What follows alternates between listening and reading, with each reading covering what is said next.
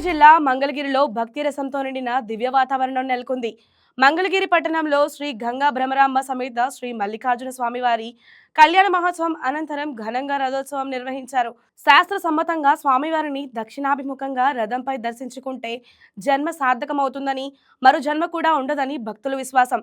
వేలాది మంది భక్తులు స్వామివారిని దర్శించుకుని ప్రత్యేక పూజలు నిర్వహించారు. దాదాపు 15,000 మంది భక్తులు అన్నప్రసాదాన్ని స్వీకరించారు.